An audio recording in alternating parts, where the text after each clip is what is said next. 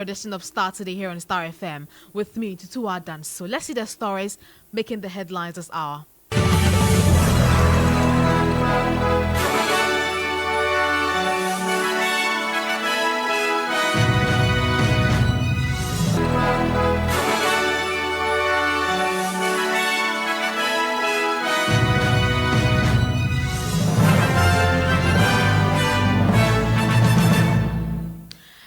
In this broadcast, Ministry of Lands and Natural Resources describes accusations regarding acquisition of state lands as politically motivated. People who sold some of our public lands, some misunderstanding and litigation with some public institutions have had a temerity to turn around to accuse this government of the very acts they perpetrated. Fortunately, the records are still intact. Also in this broadcast, the Institute for Fiscal Studies describes Ghanaian economy as fragile as it says the country still has unstable macroeconomic environment. The Ghanaian economy remains very weak and fragile as the macroeconomy remains highly unstable, leading to far below par economic growth rates.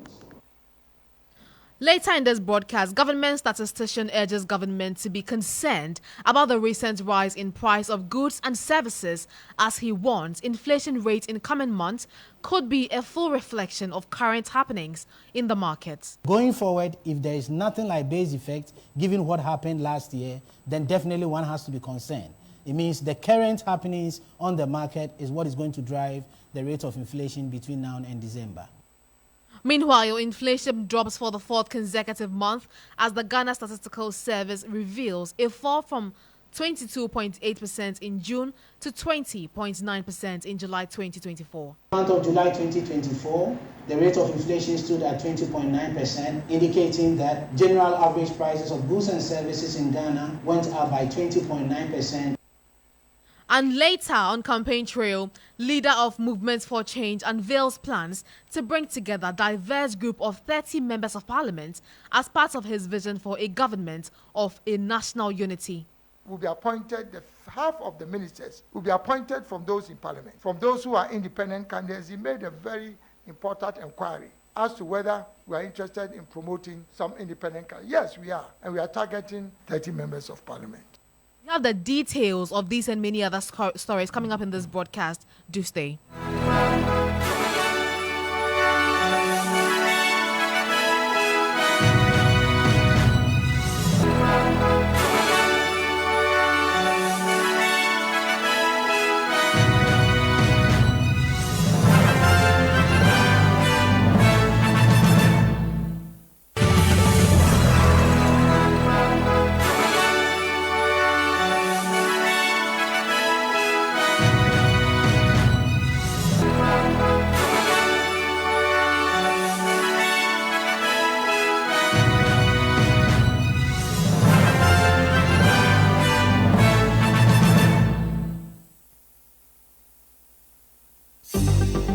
Starr News is coming to you live on Ultimate 106.9 FM in Kumasi, Empire 102.7 FM in Takrady, Cool 103.5 FM in Ho, Rage and Might FM in Tamale, Somali FM in Wa, My Star Radio in the USA. Also live on Facebook on Starr 103.5 FM and on starfm.com.gh around the world. This is Starr 103.5 FM. Thank you very much for tuning us this evening. Now, we start off with some land-related issues, and government says the recent accusations against it regarding the acquisition and sale of some public lands are politically motivated, according to the Minister of Lands and Natural Resources, Samuel Abdullahi Jinapor. Some of the lands allegedly said to be private entities occurred before the Akufo-Addo-led administration took over the reins of government. In this regard, he announced that all public lands leased or sold to private entities are being compiled to help the public understand the issues. Here is the Lands and Natural Resource Minister, Samuel Abdullahi, addressing the media. Then, while ensuring their judicious use, what is our ultimate and overarching consideration is always the public interest. The people who sold some of our public land which has resulted in some misunderstanding and litigation with some public institutions, have had a temerity to turn around to accuse this government of the very acts they perpetrated. Fortunately, the records are still intact, and we know who sold these lands, which have been repackaged as evidence of state capture. In the spirit of transparency, the President of the Republic, His Excellency Nana Akufo-Addo, has directed the compilation of a list of all public lands that have been transferred, leased, sublet, or sold since the inception of the Fourth Republic on 7 January 1993. A dedicated team of men and women at the Lands Commission are working to put together this list, the details of which will be made public once the exercise is complete and the Ghanaian people will have and make conclusions for themselves. Let me hasten to add that the grant of public lands for development in and of itself is not necessarily wrong. As population grows with competing needs for land, it becomes necessary to change the use of some of these lands to meet the developmental needs of the nation.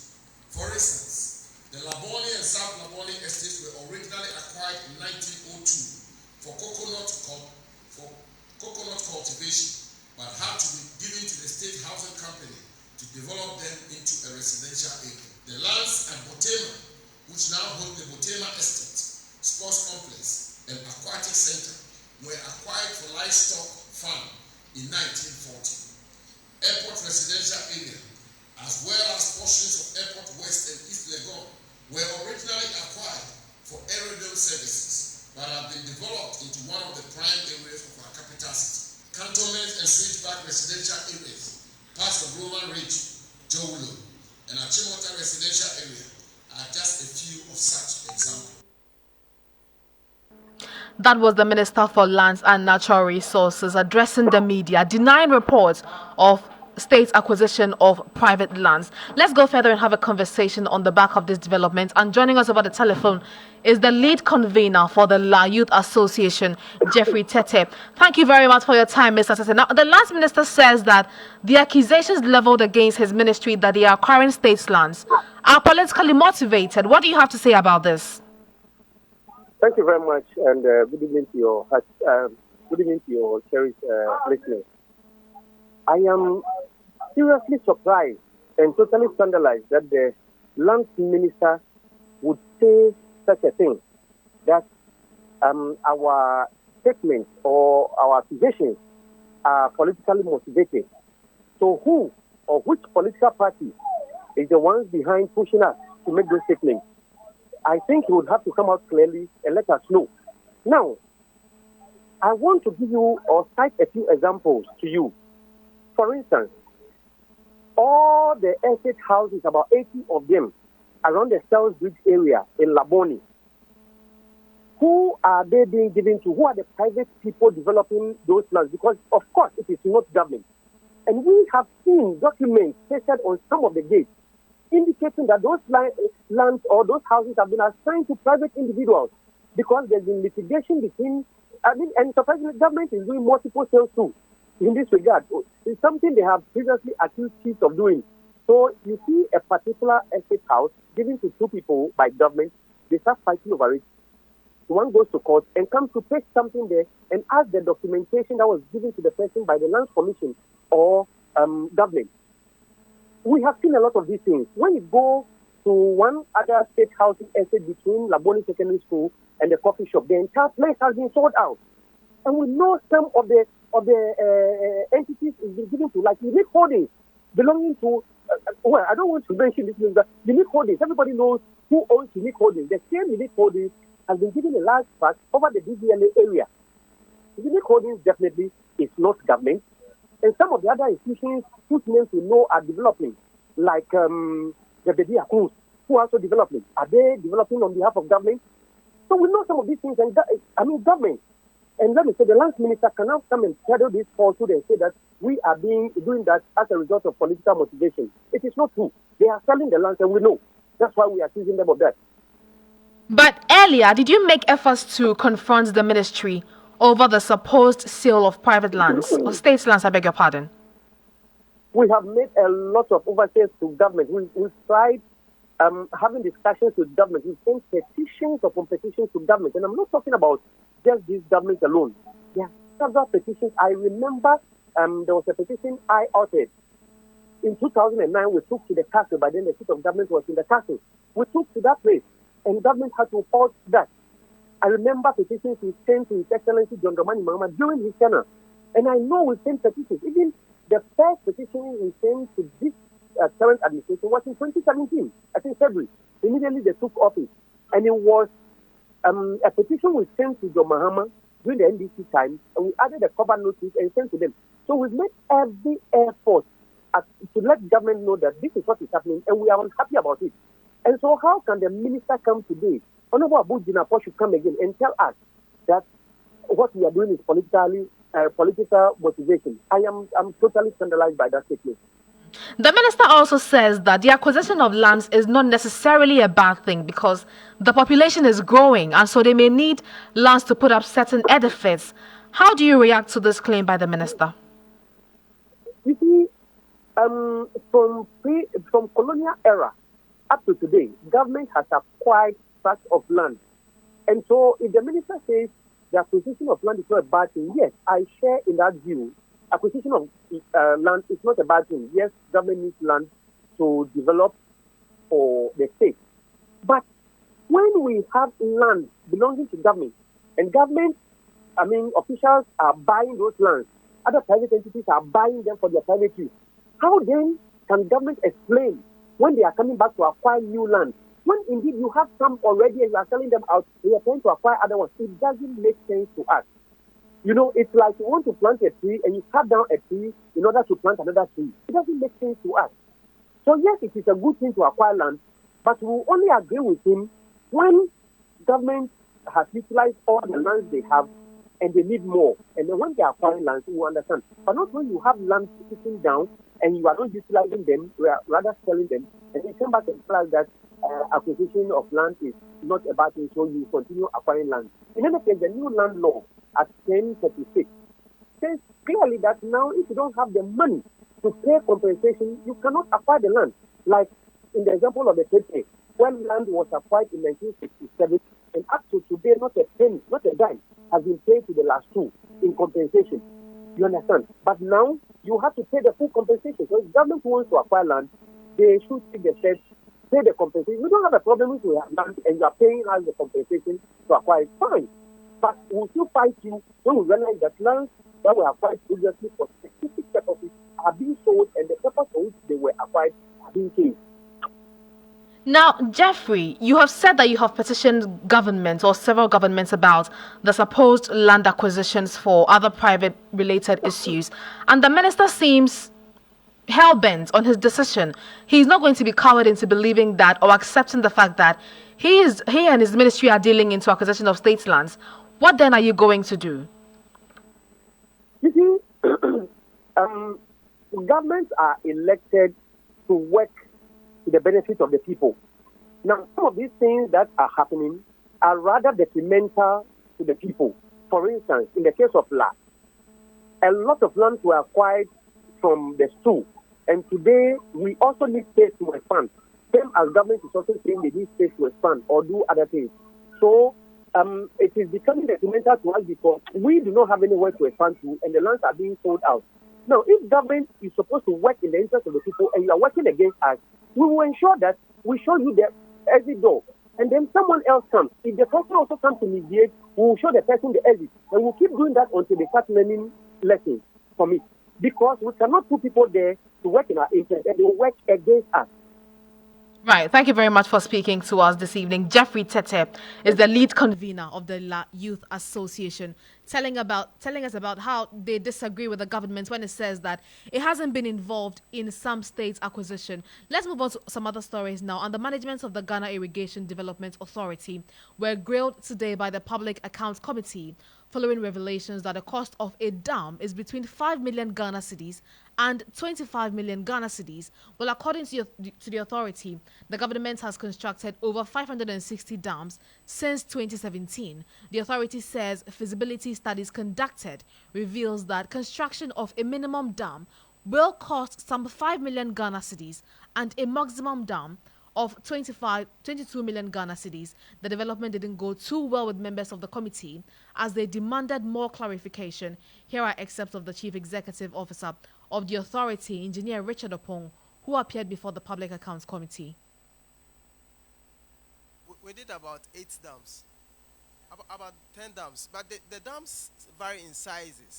So the various sizes then determines the cost of it. Honorable Chair, let me add that from our assessment that we have done so far for the past, let's say, 5 years, the minimum dam that you can construct now is about 5 million Ghana cedis, about 5 million. And the maximum, because if you look at we are not looking at targeting just a small storage dams.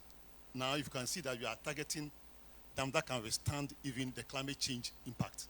So the maximum that we did last year was close to about 22 million Ghana cedis per one site, one dam. So it varies, yes. Honorable MP for Solar Tuna Kaba, yes, I think he's a friend that I met when we were in the Upper West. And yes, I'm Engineer Watson, yes. The constituency is Great Bole Bamboy. It's okay. Oh, sorry, Great Bole Bamboy. Thank you very much. The constituency that produce a president and produce the president again, for your information. Yes. So, Honorable Chair, if I'll answer the question, the number of dams depends on the site or the size of the dam you want to construct. But currently, if you want to do any dam that will store water for the next year, even without rainfall, we should target about 15 million Ghana cedis. Thank you very much. All right. Are you done? All right, FIFA. You are done. Okay. Is Jida in charge of the one village, one dam? Are you the one in charge of one village, one dam? Honorable Chair, we are not in charge, but we give technical support to them.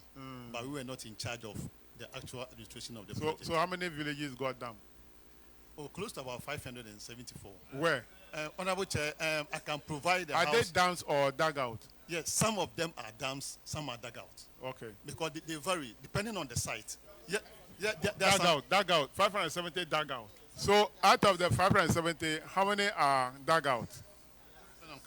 Honorable Chair, dams and dugouts, they are all dams. Please, let me explain. Let me explain technically. When you say order. Yes. Order. Honorable Chair, let me do the clarification. A dam is just a structure that stores water. Yes. If it's a dugout, it means that you have to dig below the ground level before you can create the storage. Okay. But it's also a dam. Okay. I would say it's a small dam. Okay. And the big dam is the one that you build above the surface of the earth. That is what we call the big dam. Okay. So dugouts, whether dugout or dam, they are all dams. Thank you very much. In fact, that is why when you go to some communities in the north, where a playing ground where why in your constituency. Now before I allow next question, are you familiar with order?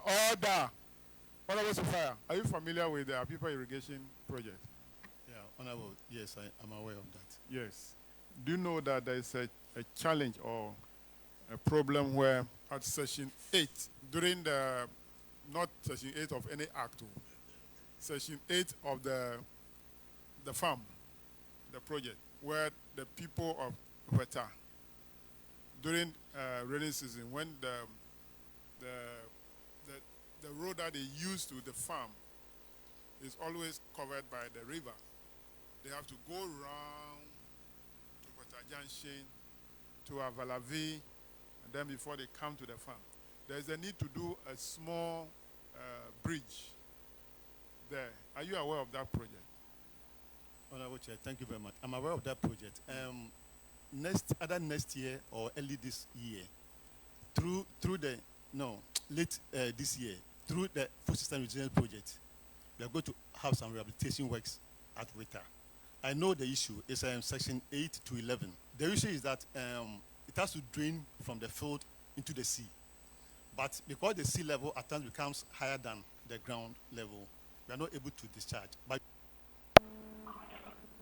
You just heard excerpts there from the Public Accounts Committee where the authorities at the Ghana Irrigation Authority were made to answer some questions. Let's have a further conversation on this. And joining us for a conversation now is the Executive Secretary of the General Agricultural Workers Union, Edward Kariwe. Thank you very much for your time this evening, Mr. Kariwe. Now, the Ghana Irrigation Authority has pegged the cost of a dam at a minimum of 5 million Ghana cedis. What is your immediate reaction to this? Good evening to you, and then good evening to those who are listening to us.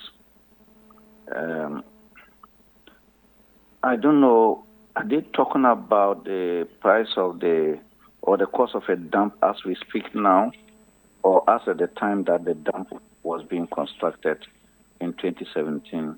The cost of a dam as we speak currently. Yeah, but the cost of the dam, that is what it is today. But what about 2017, 2018, when the One Village, One Dam was being implemented? In any case, we had made that demand from day one.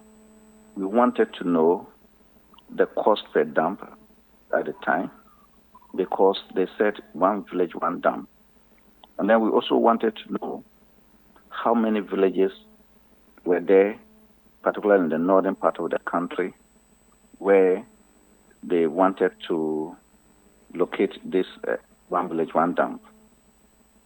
So we also wanted to know how many villages already had dams, and how many of those dams were in operation, and so on and so forth. That information was never given. It was important we asked those questions because dams, let's use it as an ordinary man's language, dam. A dam has many purposes.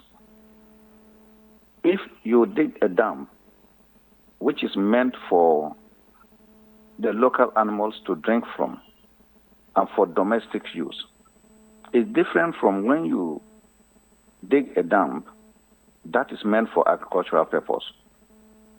Because when the animals drink the water and they get satisfied, they walk away and leave the water there.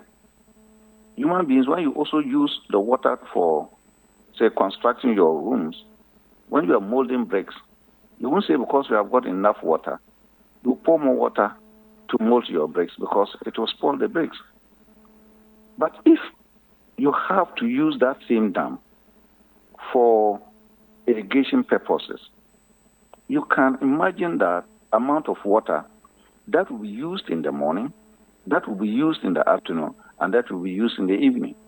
And for 1 week, for 1 month, how much the volume of water that will be used. So it is important to have these differences to now ask what size of a dam would be okay for irrigation purpose, as they touted the One Village, One Dam to be used for agricultural production.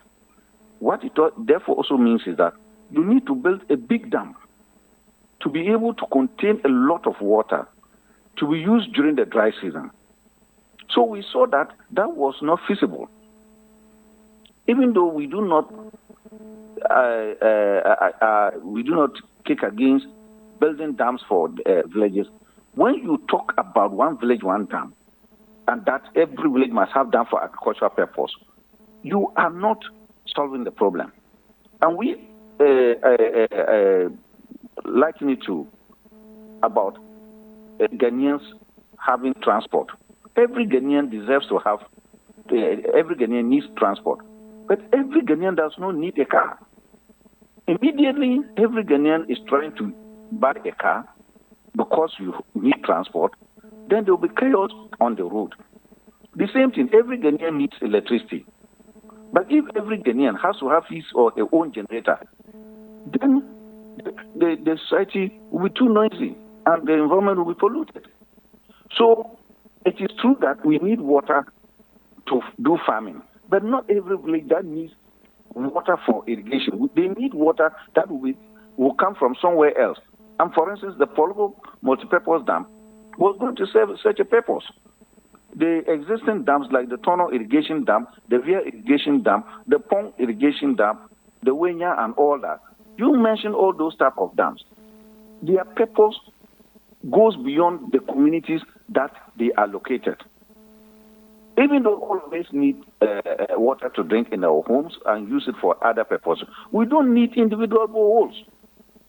It is just for Ghana water to be well resourced, to purify the water and let it flow through our taps. The same way, farmers need water, but they don't necessarily need the water to come from their village. So that whole concept was not feasible practically. Secondly, the cost, no matter what, was so colossal, because if you don't make it colossal, then you just dig some, you just scoop the soil, and you think that is a dam, and it cannot hold water beyond the next rain. If the rain stops, Mr. Kariba, the dams will dry up. Not to interrupt you, but are you by extension saying that the one village, one dam policy was needless? Well, it was really needless, because today it has proven that it was needless. Because where are the dams? Where are the dams? Well, the Irrigation Authority insists that they have created over 500 dams across the country. You see, they can go about saying that they have created. Let the people on the ground agree with them that these are the dams that we have. When they say they wanted to build a Polgo irrigation dam, where is it? Look, why do we want to pretend that things are working when they are not working? Where are those dams? It is not what they are telling us. It is what is on the ground. When we made an attempt to have the Polgo dam, where is it? This is what we are supposed to be doing. If we are just experiencing drought within the northern part of the country and the middle belt of the country. If that dam had been in operation, that is the Polgo dam, which would have been completed the middle of the year. By now, it would have been in operation, all that. It would have helped to mitigate all that. But we have now. What are we going to do to actually deal with the drought that has occurred within the northern part of the country and the middle belt of the country? So they can go about saying that they build dams, but in actual fact, how does those dams impact on the lives of the people? How does it go to increase their agricultural production? They should be able to show us. And they should wait until the dry season. They should go and point fingers about the number of dams that still hold water. What is the use of a dam when it does not have water? So certainly they can say what they want to say, but what is on the ground is what we are talking about. I mean, do you think the Irrigation Authority misled the Public Accounts Committee? Well, anything they say must be verified on the ground. And I'm saying that, I don't know, they are telling the Public Accounts Committee. It is only the Public Accounts Committee that they are misleading, but they are misleading all of us, all over. They said the one village, one dam. How many years today? They said it is there. Meanwhile, go and ask from the farmers. There are independent investigations that have shown that those dams are not there. Yet they insist that the dams have been built. If they have been built, for whose purpose? For whose benefit? Those who are supposed to benefit from it are saying there are no dams. But they go about saying that there are dams. In fact, I think that, well, if they now extend it to the Public Accounts Committee to tell them that there are dams, of course, this is not news. It's not news. Now, finally, how would you assess the government's commitment to ensuring that there is irrigation on our farms? I think that we talk and we don't act. Government's commitment to irrigation agriculture is zero. Is zero, is negative. It's negative because we incur costs that we have nothing to show up for it. Even if we had not done anything about irrigation, and yet we save our resources. That would have been better. But here, we went in and then we invested and we have nothing to show. So even the commitment is negative because it is leading to cost that was avoidable. They should tell us what dams have they been able to construct in this country for the period. What I know is that there have been rehabilitation of existing dams. The Tutuwaa irrigation dam was rehabilitated, but it's because it already existed. You talk about the Pong dams and the rest. Part of them were rehabilitated. But so far as construction of new dams are concerned, I don't think that the government has done much. And their commitment to irrigation agriculture, for me, it's even negative and not that it is zero. Because they have incurred costs that there's nothing to show, like the one village, one dam thing. Even the Polugo multipurpose dam, they have incurred costs that could be avoided if we had not gone into it. Millions of dollars have been paid out, and yet more is going to be paid. But when you go there, you find nothing on the ground. So it's even negative. So it's a source of wastage for the country. So far as irrigation agriculture is concerned, I don't think that the government has done well at all. I mean, Dr. Kariwa, you are insisting there is nothing on the ground to even be verified, but the Irrigation Authority says they have spent about 1 million Ghana cedis to rehabilitate existing dams. What is your take on this? Well, there are two things about it. I have admitted that there have been some rehabilitation of the dams. The Tutuwaa irrigation dam, I've mentioned that they have rehabilitated it. They've also rehabilitated others partially. I'm saying rehabilitation is different from building new dams. So far as I am concerned, building new dams to increase the irrigation agriculture in this country, the government has not done anything admirable. That's what I'm saying. Right. Thank you very much for speaking to us. Dr. Edward Kariwe is the General Secretary of the General Agricultural Workers Union. He's been telling me that the government's 1D, 1F policy that it promised in 2016, prior to the 2016 election, is a needless one. And the government has showed very little commitment in ensuring that irrigation in this country is something worth noting. Let's still stay on the Public Accounts Committee, and the committee has referred management of the Ghana School of Law for prosecution over procurement breaches. Let's listen to excerpts. The issue is not about the nature of the transaction. We are talking about Ghana School of Law here. So we are talking about the law.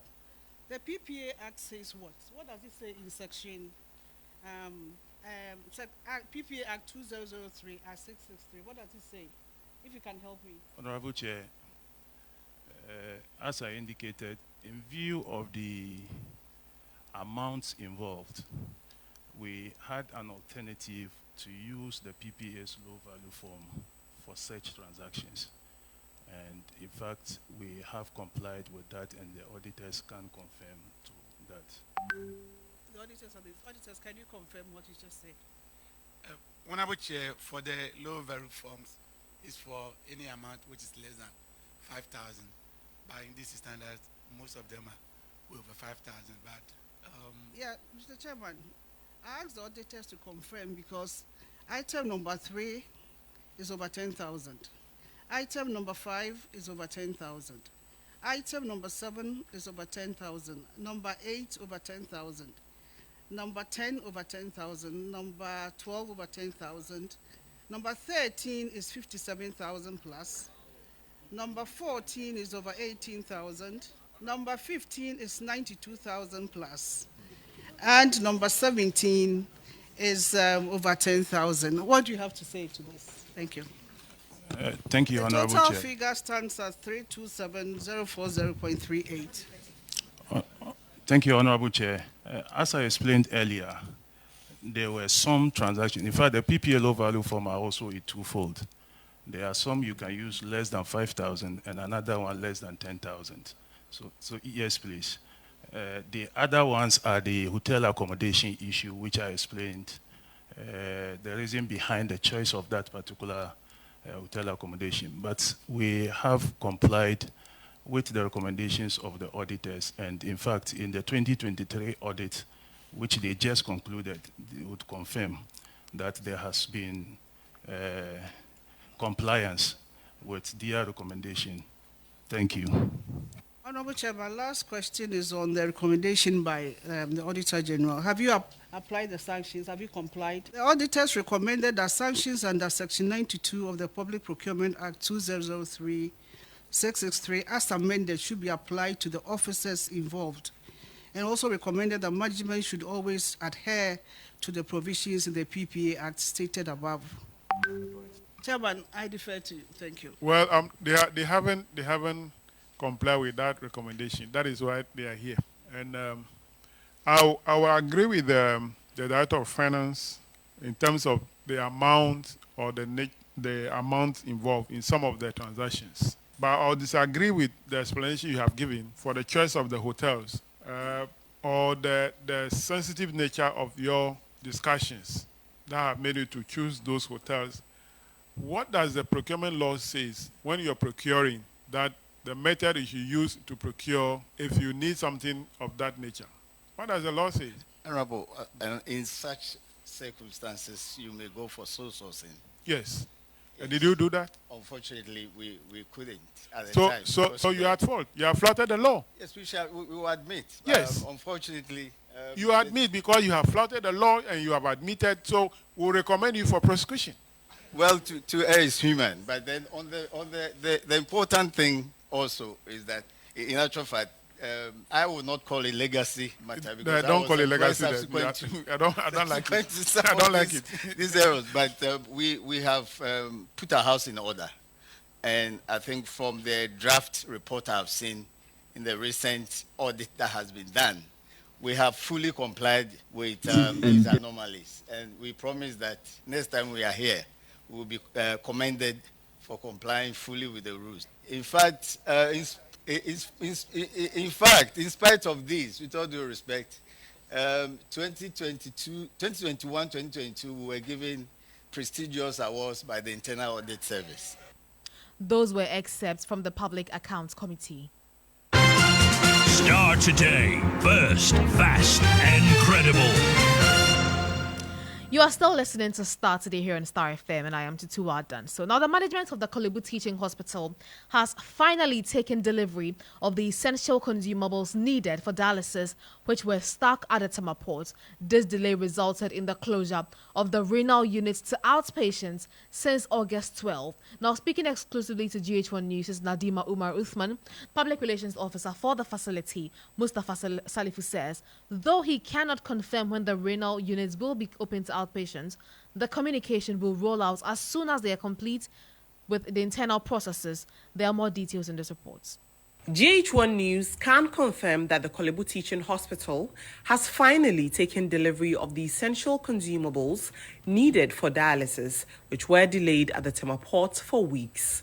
But outpatients of the renal unit will have to wait a while longer to receive dialysis treatment, despite previous assurances from management of the facility that the unit will be fully opened on August 13. Mustafa Salifu, who is the Public Relations Officer of the Kolebu Teaching Hospital, clarified that, contrary to expectations of an early arrival, the essential consumables only arrived on August 14. You begin the processes with the Ministry of Health, through Ministry of Finance, to GRA, FDA, and then even Environmental Protection Agency. They all come in to give their approval before we can pick the items from the port. But as we are saying, I mean, this is Ghana, is our country, so if it's decided that they want to amend the processes through which we go and then clear the country, it's for us to decide as a people.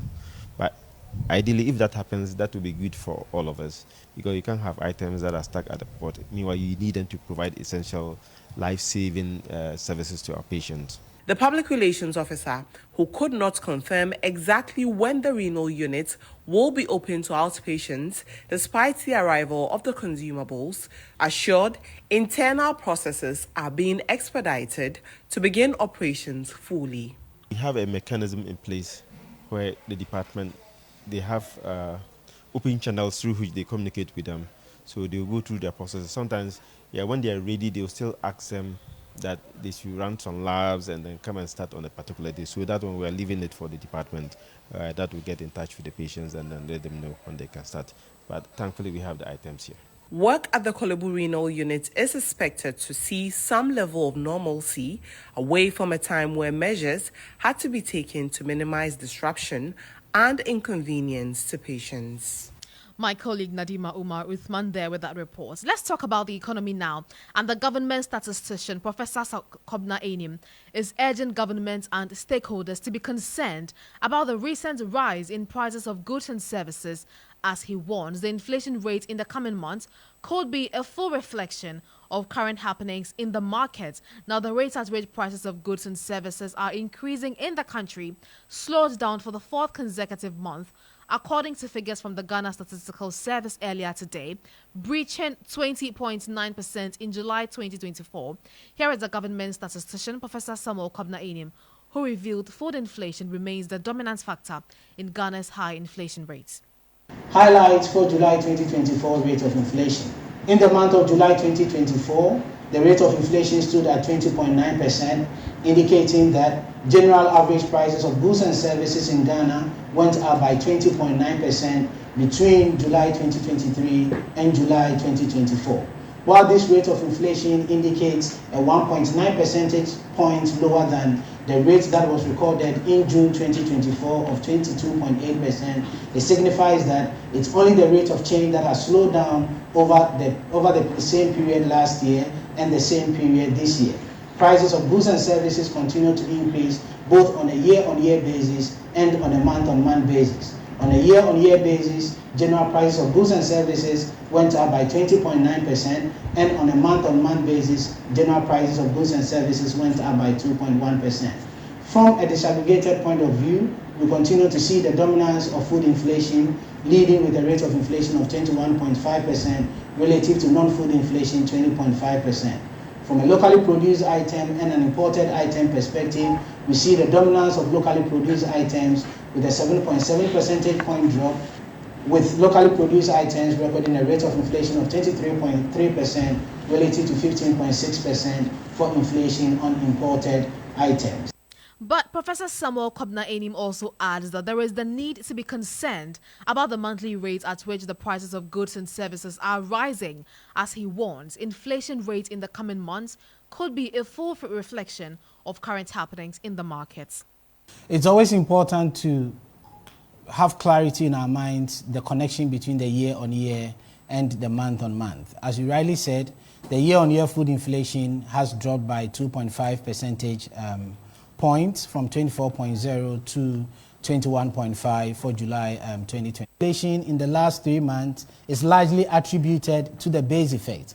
Then going forward, if there is nothing like base effect, given what happened last year, then definitely one has to be concerned.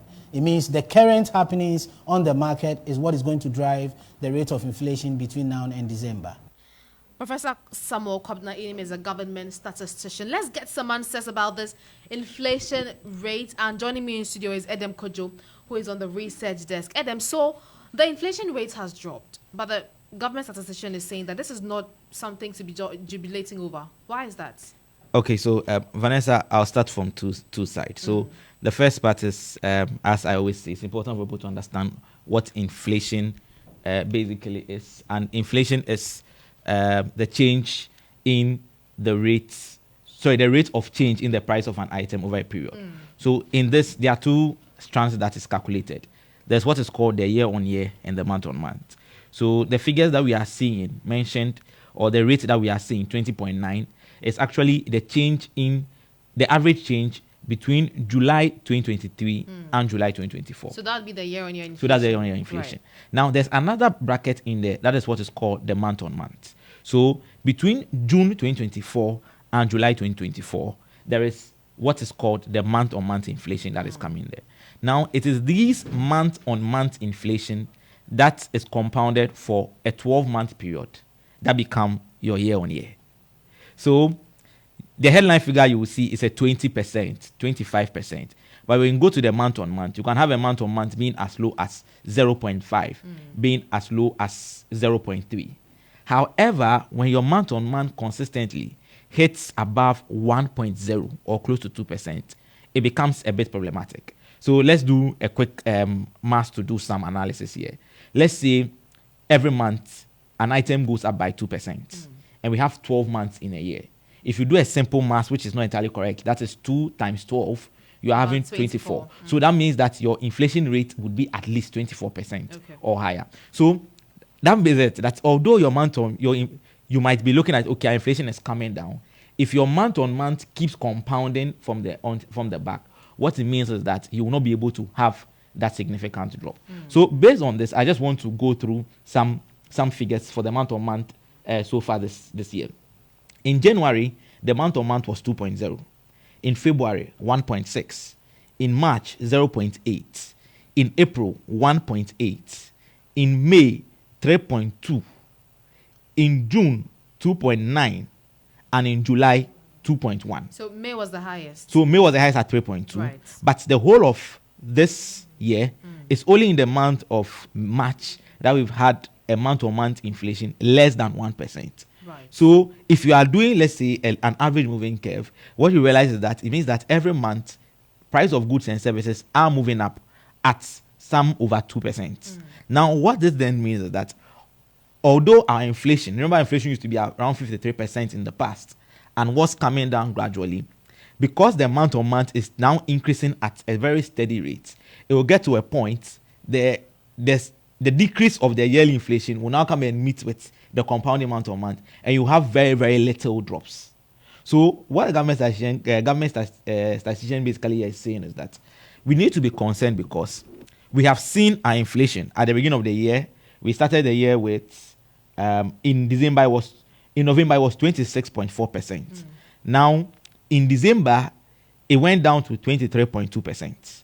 Now between December 2023 and as at June 2024, it went down to 22.8%. So it means that for a 6-month period, the difference per se was just about a 0.4%. So let's assume that it's the same 0.4% that continues from July 20.9 up until the end of the year. It means that we probably could end the year's inflation at 20 point something percent. Right. Meanwhile, there's a target that we want to go below 20%. Right. In fact, government has a target of 15 plus or minus 2, which is 17. So that is how the situation is. That yes, our inflation is slowing down, but if you look at the data, inflation rate is slowing down at a rather decreasing pace. And if we don't take time in the coming month, we will still be hovering around the 20%, even though we have been celebrating inflation. I mean, so is it likely that in the coming months we may be seeing an inflation rate of above 2%? As in for the month on month. For the month on month. So yeah. in fact, I don't want to be a prophet of doom, but personally, some analysts I've spoken to have told me that it's likely for August. Okay. Inflation might even go up. So even though we have the 2% range. That is for the month on month. But I'm saying even the 20.9% that we have seen a drop of 4 consecutive months, it is possible that we would see inflation. But that is what the analysts see from the beginning of the indicator. That it is likely that we might see inflation go up. So that is the part I want to clarify. Now, what we do is also want to educate people or let people know what exactly is driving the inflation. As I said, food is driving inflation. And so food inflation also has fallen, but food inflation is at 21.5%. Now, thankfully, on the month-on-month basis, food inflation's month-on-month inflation is 1.7, and non-food is 2.4.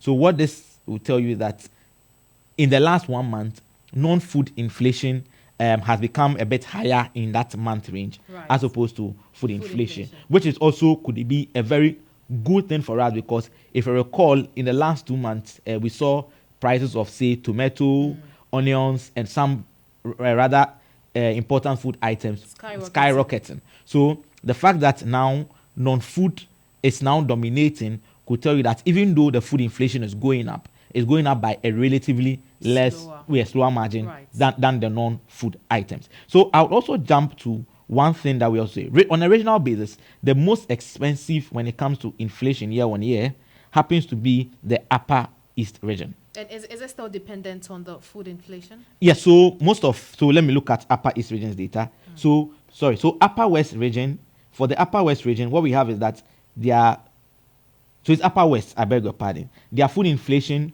is 41.7%. Okay. And then the non-food inflation is 31.6%. So it means that in the Upper West region, price of food items is more expensive. Yes, so it's basically the rate at which is going up is higher than on food. So if you consume a lot of food items in there, which some data says that at least 40% of income is spent on food each month, what this will tell you is that if you're in somewhere the Upper West region, you'll be experiencing a higher inflation in your pocket. So that is another thing to look at. In Greater Accra, for those of us in here, the food inflation for the month. Next region after Upper No, so there's region. Bono East, there's Eastern before Greater Accra. Okay. So for Bono East region, we have 29% food, 25.6% non-food. For Eastern region, 27.5% food, 24.7% non-food. So you see that this regions, the gap is relatively closer as opposed to Upper West region. Yeah. So that is why overall the Upper West region also have a relatively higher inflation than any, because food takes a larger chunk of our consumables. So at the moment, you're saying that the Upper West region is an expensive place to be. If you are in the Upper West region, your life currently is more expensive than somebody who here in Accra, if it's comparing. So we are looking at your standard of living in the last 12 months. So if you're in the Upper East region and say you were spending 10 Ghana cedi on a little basis, you need about 14 Ghana cedi. Okay. But if you're in the Greater Accra region and spending 10 Ghana cedi, you need about 12. Let me get a figure right. Yes, you need about 12 Ghana cedi in the Greater Accra region. So it's not actually the prices, but then the change in the prices of goods and services or your consumables in there. I'll finally leave with something we usually do, which is to tell you the items that are driving inflation for the month, some specific items. Now, garden eggs is number one on the list. I was actually expecting tomatoes because in the last 2 months we have gone through hell trying to access tomatoes and paying so much more for tomatoes. But garden eggs, that's a shocker. Yes, so garden eggs, 59.5% in the last 1 year. Dried pepper, 58.6%. Then tomatoes, 57.1%. But interestingly, in the month of July, tomato fell by about 1%. Right. The price of tomato fell about 1% per the Ghana Statistical Service. Now, if the information we are picking on the market is also accurate, what it could mean is that when the August figures comes in, tomato is equally likely to also see another downfall. Okay. Because we are hearing that, or we are picking up that due to some factors, there is a little bit of abundance of items like tomatoes now. Then there's green pepper, there's cabbage, and there's mango. Now, mango, ironically, has also seen its price fall by 8% in the last 1 month. So that will tell you that we are now entering into the mango season. Now, okra year on year has an inflation of 45.2%, but okra's prices have fallen by close to 20% in the last 1 month. And I have a friend who is a farmer who shared a story with me that within 1 month when he did his last harvest and went back to the market, he sold at a loss because there was an abundance. Yes, right. There was an abundance, and as such, the market women were quoting a lesser price than he. I actually remember somebody telling me she got 8 pieces of okra for 2 cedis. And yes, and then yes, and 2 months ago you probably would have gotten those 8 pieces for about 20 cedis. Yeah. So that's also reflective in here. Okay. Now, yes, so by yam, ironically, has gone up by 12% in the last 1 month. When was the last time you bought yam? I can't remember because I'm not a fan of yam. That's a safe way to say that you don't cook, but no, I'm not a fan of yam. Okay. If you want kondo, if we talk about kondo, cassava dough, okra, you see, I could talk a lot about okra because I like my okra soup. Yes, but I'm not a fan of yam. So unless someone does the yam and says, "Oh, Edem, come over eat it at boom," but I'm not a fan of yam by myself. Yeah, so that's some very interesting perspective coming in there. But so I'm giving you some items. Yam has gone up by 12.6% in the last 1 month. Okay, that's a month-on-month inflation. That's a month-on-month inflation. Solid fuel, firewood, has gone up by 8.8%. Now, electricity. In fact, this is a very interesting one. So, electricity has gone up by 12.3% in the last 1 month. That's a very interesting one. I really would have. It would be nice to probe further in there. I agree. And then dog meat has gone up by 17% in the last 1 month. Gari. Is it regional based? No, so this is the item, and then the top items. Okay. But dog meat per our checks is usually consumed, I think, somewhere in the Upper East region. And some parts of the Eastern region. Oh, okay. That's interesting. And then my 2 last items. Gari has gone up by 9.2%, and then beans has gone up by 12.9% in the last 1 month. So what basically this tells you is, if you're a fan of Gobe, you are paying more in the next, at least for the next then period. I may want to agree with the government statistician if it says that, the coming months may be more disastrous, because it looks like the things we would refer to as basic food are no longer that basic. Yes, the disastrous will be too harsh of it, but basically he's saying we have to keep an eye. I've heard countless times the finance minister talk about how we'll hit 15% inflation. When you look at the dynamics, it doesn't look likely for it will hit that 15%. And the government, that's what he will not say directly to you, but the government has shown will say it in codes that we need to keep an eye, and then we need to be concerned at the current rates. Right. Thank you very much, Edem Kojo. He's my colleague on the research desk. Let's still stay on the economy. And the Institute for Fiscal Studies has described the Ghanaian economy as one that is fragile. It believes the country still has an unstable macroeconomic environment. IFS has therefore challenged assertions by the government that it has turned a corner, as captured in its mid-year budget. You recall that the Finance Minister Mohamed Amin Adam last month, presenting the mid-year budget review, touted the slowdown in inflation and a reduction of deficits amongst other key economic indicators as one that tells a story of economic recovery. But addressing a press conference on Ghana's present fiscal and macroeconomic performance, the executive director, Dr. Said Boache, argues Ghana's indicators, despite its slowdown, still remain worse off than the historic rates amongst its peers on the African continent. The Ghanaian economy remains very weak and fragile as the macroeconomy remains highly unstable, leading to far below par economic growth rates. For instance, although inflation rate reduced from the astronomical rate of 54.1% in December 2022 to 22.8% in June 2024, as pointed out earlier, apart from the rates recorded from April 2022 onwards, the inflation rate of 22.8% is still the highest in Ghana since January 2004. Of course, today Ghana Statistical Service has come up with the July inflation rate of 20.9%. That is still the worst since January 2004, apart from the rates recorded when the crisis hit. So it shows that the macroeconomy is still very unstable.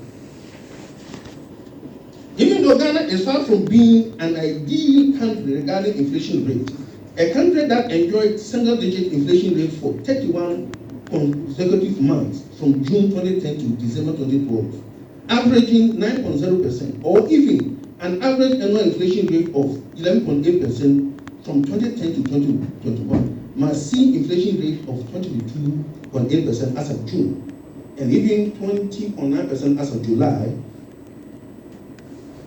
2024 to be dangerously high. This is more so when, as shown,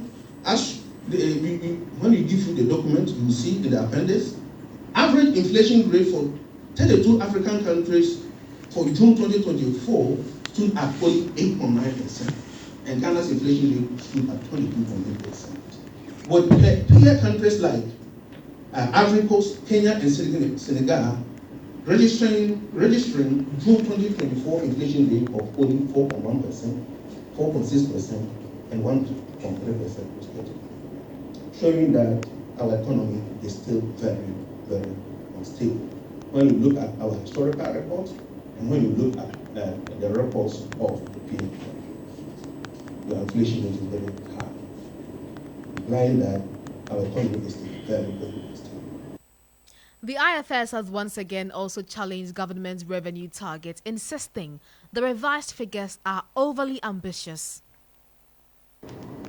In contrast to the optimism the Minister of Finance, Dr. Amin Adam, showed regarding revenue mobilization when he presented the 2024 media fiscal policy review to Parliament, data show that revenue mobilization remains a big challenge for the government.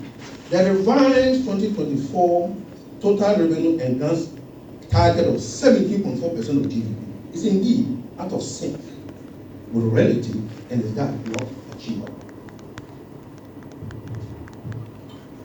To begin with, in the original 2024 budget statement presented to Parliament on 15 November 2023, the government projected to increase total revenue and grants by 1 percentage point to 16.8% of GDP in 2024, from 2023 projected outcomes of 15.8% of GDP.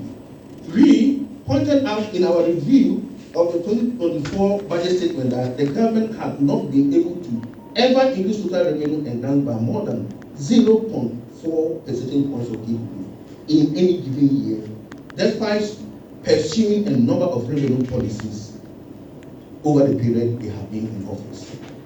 We therefore argue that as the revenue measures outlined in the 2024 budget statement were not significantly different from what the government had pursued since it came to power in 2017, achieving an increase in total revenue and grants by a full percentage point of GDP in 1 year was not likely.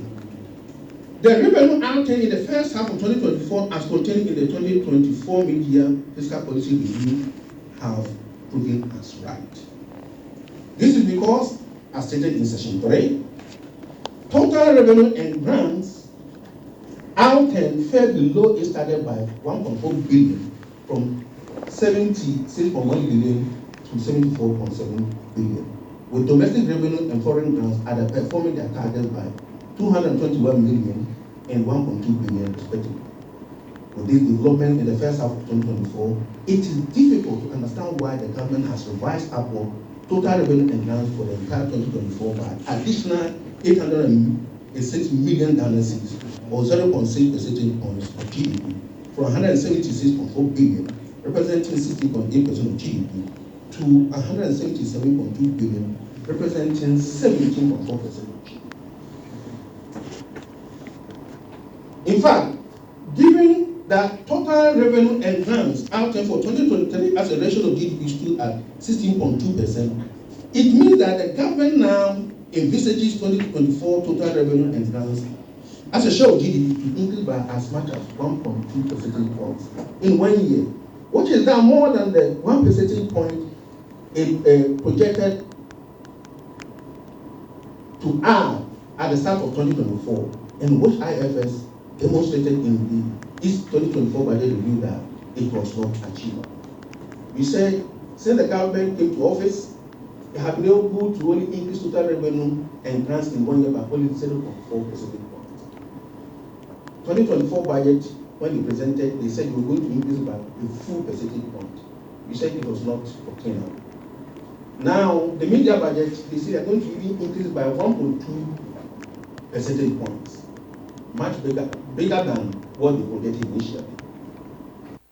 You just heard Dr. Said Bouache, the Executive Director for the Institute of Fiscal Studies. Away from that, members of the Locked Up Investment Holders Forum, whose monies have been locked up in some 4 distressed financial institutions, are serving notice to the Ministry of Finance and the government that they will soon be compelled to turn the ministry into their sleeping quarters if the concerns are not addressed promptly. According to them, numerous letters have been submitted to the ministry, coupled with their weekly picketing, yet no fruitful outcomes have been received. Against this backdrop, they are left with no option but to resort to occupying the ministry as their place of abode, if that will compel the authorities to act on their matter with the urgency it deserves. Here is Dr. Iduanani Inchi, the convener, speaking with the media. We didn't hear anything from them, so last week when we went there to check what was happening. We were told it was being handled by the financial sector division. So we went there and had a meeting with them, a very long meeting.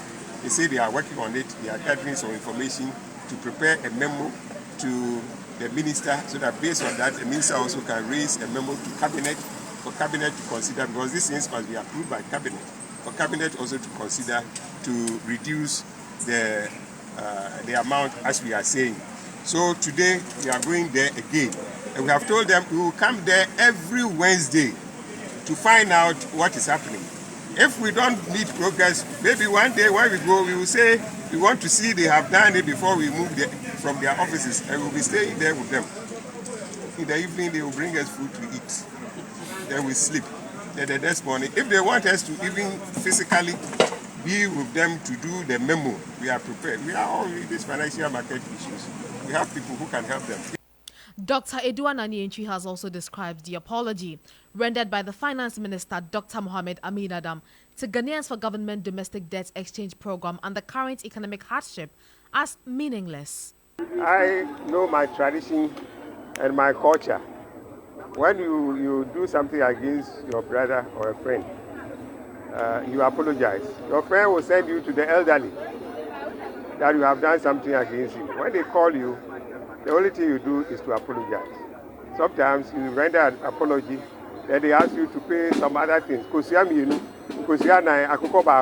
you send it. So traditionally, apologies are accepted. But I'm saying that if you apologize, our elderly have said, the elders say, inkum ikru, which means I'm sorry, does not heal a wound or a sore that your action will create on your fellow human being. So the minister's apology is fine. We accept it. That's our tradition. But the minister should know that any problem that has been created by that action doesn't get resolved or healed. And then again, if you apologize, I know that the Bible says your sins has been forgiven you. Go and sin no more. So if you apologize, even at the village, then 24 will tell you, but this apology, after the apology, see what is happening. People are coming to you based on the same financial market issues. Financial market issues you have to resolve. Still, you are not even meeting us. They still have not paid investors who invested in government bonds with their company's name. They still haven't paid them. There are some pensioners who have invested in government. They have written letters to the minister that they want to have a discussion with him and see what they can do to help them resolve some of the issues they will go through if their bonds are restructured. The minister is not minding them. So you do all this thing and later on you come and apologize. No. If you have apologized, then do the right things subsequently. Now we are here. Our money is locked up. We want to have a meeting with you. We have written. You are not getting a meeting with us. Your staffs are also avoiding us. So an apology without changing the way you are behaving as a ministry is meaningless. So the apology is meaningless unless it is linked with a change in the way they are responding to customers and clients in the financial market to resolve our problem. You just heard Dr. Edwin Chianani, the lead convener of the locked up forum holders. Starr Today, first, fast, and credible.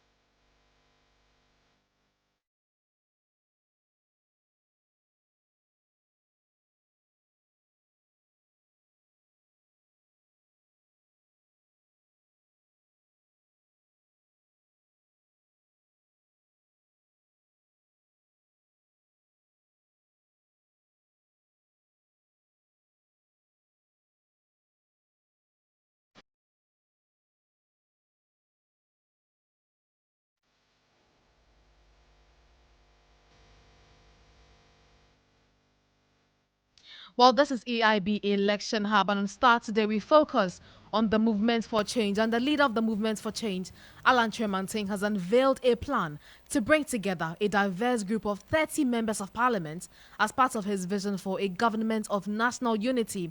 He believes this will ensure that the government of national unity is composed of individuals who have proven themselves through their service and are selected based on merit rather than party politics. Speaking during a media engagement, Mr. Tremanting emphasized that these MPs would be selected not solely based on their political party affiliations, but on their individual records and capacities to contribute effectively to national governance. So what is going to happen? All that this GTP is saying is that, yes, we will abide by the Constitution until it is changed.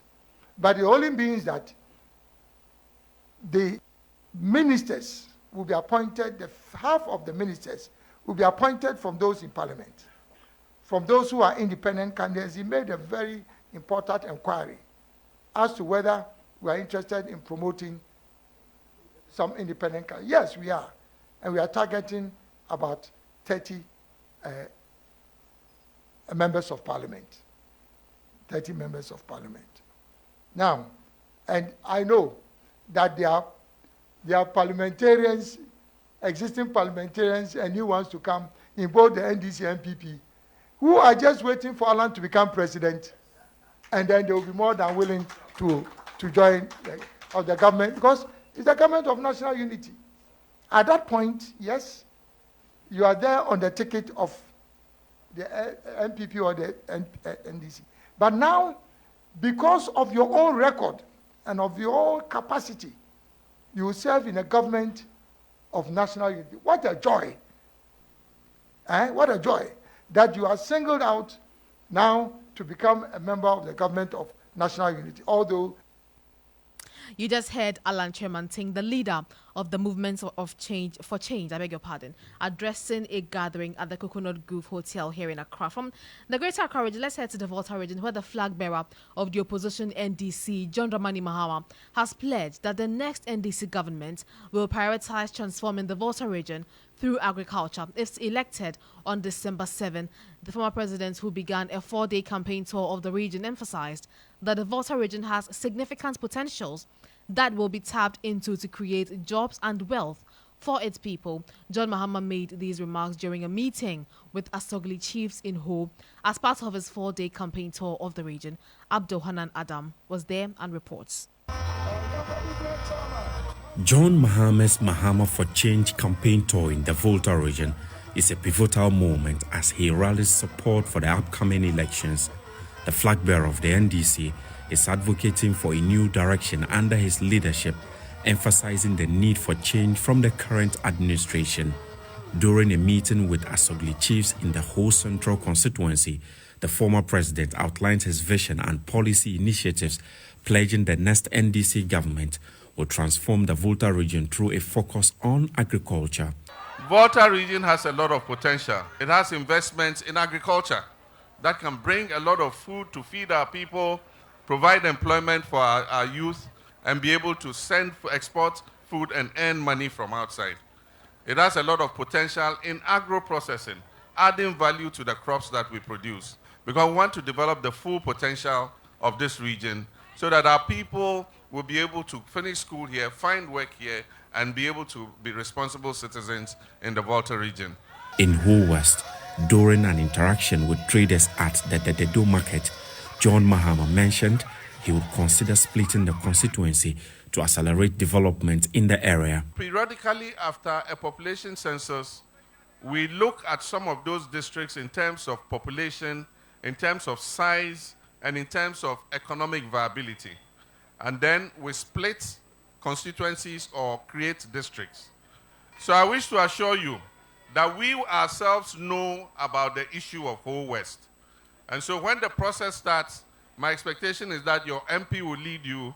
You present a petition asking for a redemarcation of Ho West so that we can split it by constituency or by district. The former president also criticized the Akufo-Addo-led government for its failure to complete projects, urging the electorate to vote the MPP out of office. Ghanaians must send them back into opposition so that they can go and sit and reflect on the harm they have done to this country. After what they've done to this country, they cannot be taken seriously and rewarded. This election is about change and more of the same. We either change or do more of the same. We are dissatisfied with more of the same. So definitely something must give. Change must happen. Day one of the 4-day campaign tour of the Volta region saw John Dramani Mahama visiting 4 constituencies, including North Tong, Ho West, Ho Central, and Agbatima-Zipo, where he engaged in inclusive meetings with traditional and religious leaders, held community debates, and interacted with market women, the youth, and other stakeholders. From the Volta region, let's head to the eastern region, where the NDC in that region has launched a scathing attack on the Akufo-Addo and Dr. Bawumia-led administration over what it describes as the catastrophic state of disrepair of road network in the eastern region. Now, speaking at a political presser in the eastern region, the NDC regional communications officer, Kojo Dankwa, accused the government of corruption and demanded compensation for victims whose health has deteriorated due to the deplorable roads. Kojo Ansa was there and reports. At a press conference held today, the Eastern Regional Communications Bureau of the NDC, led by the Regional Communications Officer, Kojo Dankwa, painted a grim picture of the current road infrastructure in the region, worsened by the recent rainfall. He called the situation a profound disrespect to the people of the region, increasing food prices and general cost of living. The NDC listed many critical roads in the region that have deteriorated to alarming levels, severely impacting daily life of the economy. First and foremost, we have health and economic hardship as a result of our deplorable roads. The impact of the deteriorating road extends far beyond mere inconvenience. It has profound consequences for commuters, vehicle owners, drivers, passengers, and local businesses. The dust and the debris from these roads are not only a nuisance, but also a significant health risk, contributing to a range of illness and injuries that affect the well-being of residents. Furthermore, the economic toll on local businesses is equally severe. Many stores and shops have been forced to close down due to the relentless dust and debris that has resulted from the deterioration road conditions. The NDC said poor state of the entire road network in the region has precipitated a tragic collapse in cocoa production, with Eastern Regional output plummeting from an unprecedented 100,000 metric tons in 2016 to a dismal 24,000 metric tons. We demand immediate road infrastructure overhaul from President Akufo-Addo as a native of this region. We demand that the government urgently implement a comprehensive and transparent plan to repair and construct decaying road network in the eastern region. This plan must be enacted within their 5 months left and address the severe degradation and ensure that critical roads are functional and safe for use. The NDC called for immediate action, including a comprehensive overhaul of the road infrastructure, an investigation into the alleged corruption, and economic relief for those affected. Finally, the NDC accused the government of corruption, specifically citing the theft of railway assets scandal. We demand investigation into corruption and theft. We call for an immediate and thorough investigation by relevant state agencies into the allegation of corruption and theft concerning the misappropriation of funds intended for roads, projects, and other systematic thefts of rail assets. Economic and social relief, that is demand 3. We demand that government provide immediate financial relief to vehicle owners, drivers, and farmers who are suffering due to the poor state of our roads. Their support should include compensation for increased vehicle maintenance costs and assistance to farmers whose livelihoods have been adversely affected by the road conditions.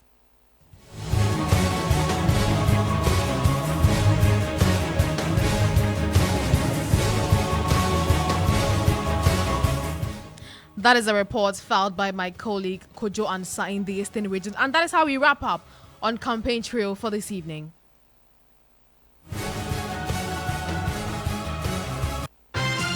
Starr today. First, fast, and credible. Let's do some other stories this evening, and residents of Esio Jaman are calling on governments to provide them with basic school social amenities, including water and toilets, albeit the Eastern Regional Minister's revelation in 2022 that over 1,000 kilometers of roads had been constructed in that region. The residents still laments the poor state of the roads. Some of them spoke to Starr News. And when you look at our roads, it's not the best at all. It's not the best for the town, because big man in TV3, he is from this town, the chief of this town, Nana Ansakwa. He's from this town. And look at the town, even water. When you go to the other towns like Agena and Jakiti, they use the electricity. But with Edmasa, it is the power pump. And at one point, you see that the underground is mixed up with the water, so it is not drinkable. But when you go to the other, I have to drive my car to Agena for water. I have to go to Jakiti for water, and all the people have to walk to Jakiti and Agena. The only water here, it is mixed up with the power type, and it is always mixed up with the soil, and it is not the best for us. So I want to plead with the government through Nana Ansakwa that you should talk to the government. They should come and do something for our roads. They should come and do something for our water projects. Now, driving all the way from Akosomo to this town, the stretch alone is not easy. It will take you about 2.5 hours to get to this town. The road is so deplorable. It is not the best. So we want to take this opportunity to plead through TV3 to Nana Ansakwa to talk to the government to do something on our roads. When it comes to the festival, come and see the number of people in this town. It is not easy. Come and see the number of hotels in this town. It is not easy. But the facilities in this town is not the best. It's so deplorable. From Akosomo down to Jakiti, the road is very unmotorable, which is worrying us. So if the government will come and do something about it, it will be better for us. If the road is good, you can use about 45 minutes to reach Akosomo, whereby those who are pregnant and all this thing will get to Akosomo to receive medical attention quickly if the road is good. So the government should come and do something about it. Haphazardly, you see, they suffer. We have no water. Water is a source of water here is very bad. It's very bad. We don't have water. So how do you cope? We have one borehole, and even the water which comes out from the borehole, if you see it, it's just like this thing. What do I call it? Is that there's a potable, unless you put it down before you can use it. One tank is just over here. Then what again? I think the two we get about 1 or 2 public toilets. It will be better for us, so that people won't defecate openly. Yeah. Those were residents of Esujaman speaking to Starr News. Let's now do sports, and Benjamin Yamwa is seated with the very latest in sports. Bengazi, good evening. Good evening to you, Tutuwaa. And in sport, the Black Princesses Management Committee Chairman, Gideon Fosu, has stated that his main objective is to get Ghana's national women's and 20 women's team to progress to the round of 16 stage of the upcoming FIFA Under-20 Women's World Cup to be held in Colombia. He made these remarks before the Black Princesses left Accra for the US to play for friendly games before moving to Colombia to compete in the World Cup. Ghana is in Group E alongside Austria, Japan and New Zealand. The top 2 teams will progress automatically, with the 2 best third-place finishers also progressing as well into the next stage of the tournament. Basigi is a very collaborative coach. I think Basigi listens to advice a lot. He's one person I always tell everybody I enjoy working with him because he seems to, take what you're telling him, and he also wants you to understand what he's doing. And it's been a very good relationship. I think Basigi is a very good coach. Going into this tournament, I think the aim is to move past the group stage and then take it game after game. So that has been our motivation so far, and that has been the story for all the girls, for the technical team, for everybody that's a part of the team. In fact, that has been the wish also, or the request from the FA president as well. So we are working very hard towards that. And that's Gideon, who is a manual committee chairman for the Black Princesses. Still, with some news on the local front, and the Ghana Paralympic team has selected its deputy captain, or captain must say, for the upcoming Paralympic Games. The team prepares for the games. Now, powerlifter Tahiru Haruna has been voted as the new captain for Team Ghana. Haruna's leadership will be crucial as the team gears up for the Paris Paralympic Games kicking off 28th of this month in Paris.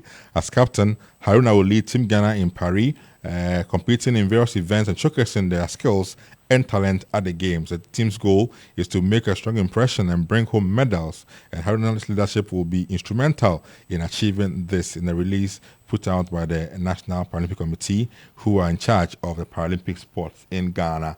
Now, some footballing news once again. Before that, though, let me do this interesting piece of news for you. I always come here with something from. Now, the Olympic Games is over, but listen to this. You recall this boxer, Iman Khalif, who was accused of initially being as sexually assaulting somebody. No, Khalif is the one who, a boxer, female boxer, who they said was a trans when she was not really a transgender athlete. Now, she has filed a lawsuit over alleged cyberbullying during the Olympic Games, which reportedly names Arthur J.K. Rowling and ex-owner Elon Musk as culprits. Now, the Algerian boxer won gold in Paris despite being disqualified from last year's World Championships in boxing by the IBA after she was reported to have a failed gender eligibility test in 2023.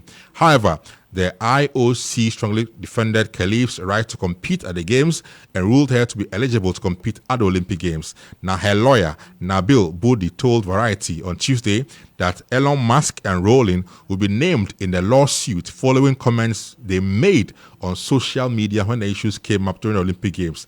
Now, Khalif's participation was widely discussed online as Italian boxer Angela Carini abandoned her Olympic bout against her just 46 seconds into the bout.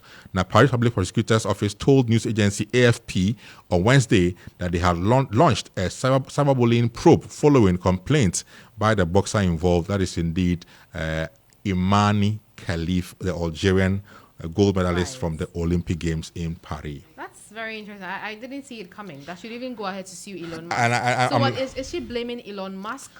What exactly? From what the story, he also made some comments in that regard on social media.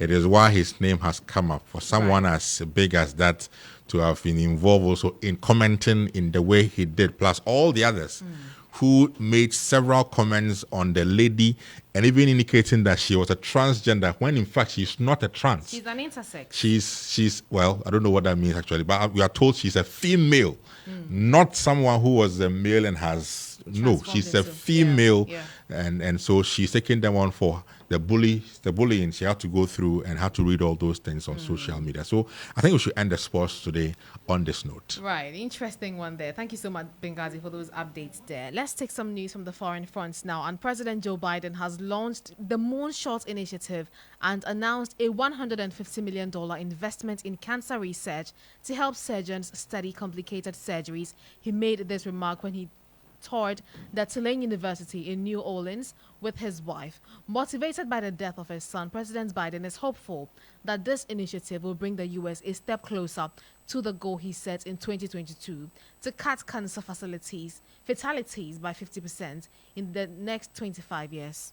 As all of you know, cancer surgery is an incredibly challenging procedure. It takes the best surgeons in the world, and it takes its toll on families. The surgery happens, then you have to wait a week or more to see if the tumor was removed fully.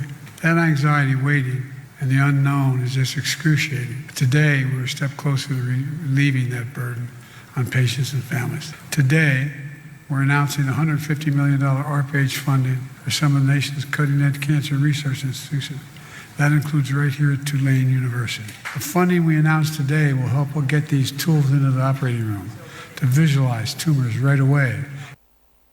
President Biden is the president of the United States of America. Now let's come to Africa, and a number of media organizations and newspaper companies, aside from government-owned channels, have stopped publishing in Senegal in an effort to criticize the administration and demonstrate their desire for press freedom. The nation has seen a rise in the number of arrests of government critics and instances of police brutalities against journalists over the period.